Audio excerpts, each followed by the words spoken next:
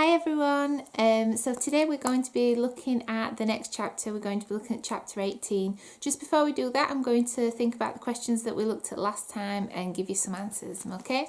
So the first question I asked was, what sound was trickling in? And that was the sound of Brighton seafront.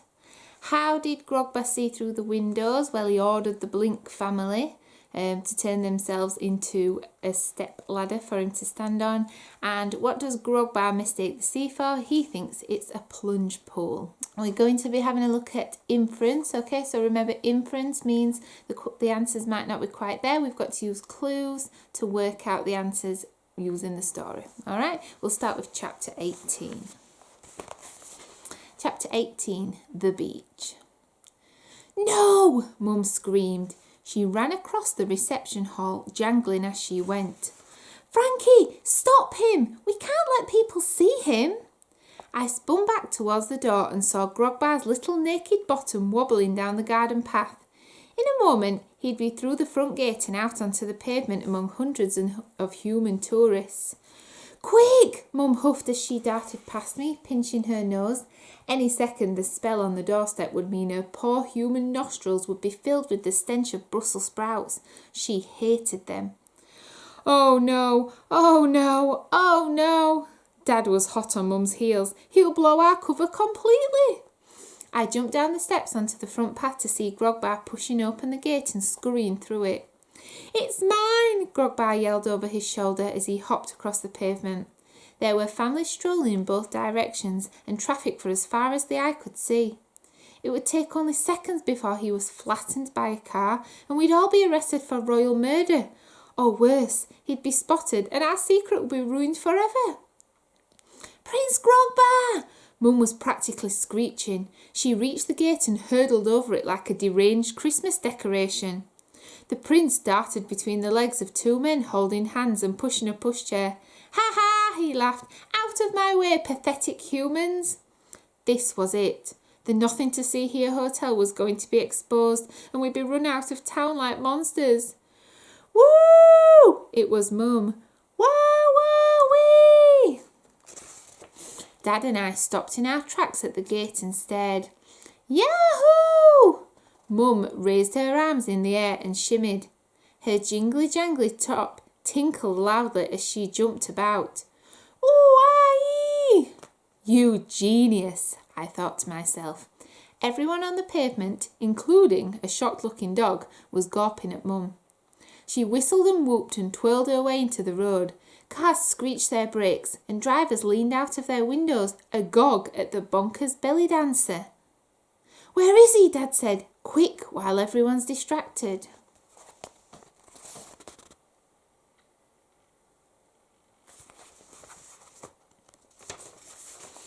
I scanned the road and pavement on the other side. For a second I thought we'd lost the little twerp. Then I caught a glimpse of him waddling out from under an ice cream van and heading down onto the pebbles. He's already on the beach, I told Dad. Oh, this is bad. Dad grabbed me by the hand and pulled me across the road. My eyes darted back and forth, trying to spot Grogba.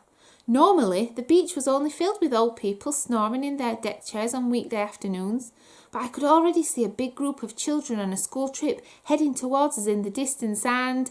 Ah! Dad spotted them too, way ahead of us, too far to catch him. Grogba was skittering straight towards the big class of kids. I couldn't hear what he was shouting, but he was waving his stumpy arms, so I guessed he was ordering them to get away from his plunge pool. We're done for, Dad said.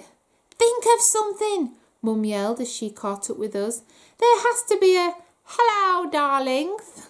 We spun around, and standing right behind us were three very old men in crumpled suits. Each of them had an enormous white beard and gappy, rotten teeth. Mum said, I'm sorry, we haven't got time to... It's us, the three men said in unison. The Molar Sisters.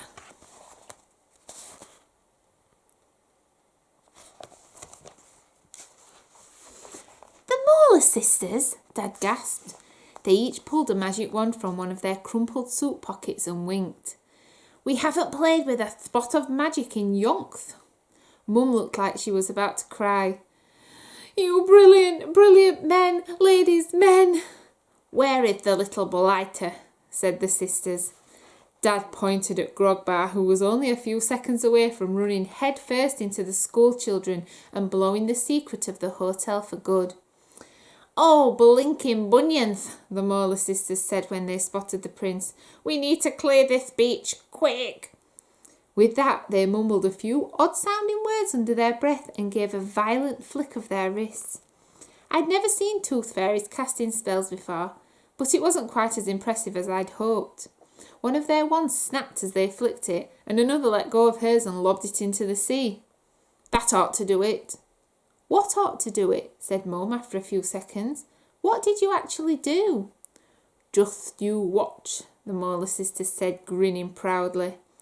Suddenly, the pebbles on the beach seemed to lurch under our feet, and the air was filled with a strange crunching sound. Look, Dad said and pointed at the ground. All of the pebbles were jumping and jostling about. Then, one by one, they sprouted little legs and little eyes on stalks. Before we knew it, Brighton Beach had been replaced by millions and millions of tiny hermit crabs. They scuttled about and tumbled over each other. Mum yelped. They're disgusting. Exactly, said Dad. You did it. He scooped the three old men into a bear hug. There you've got the hermit crabs.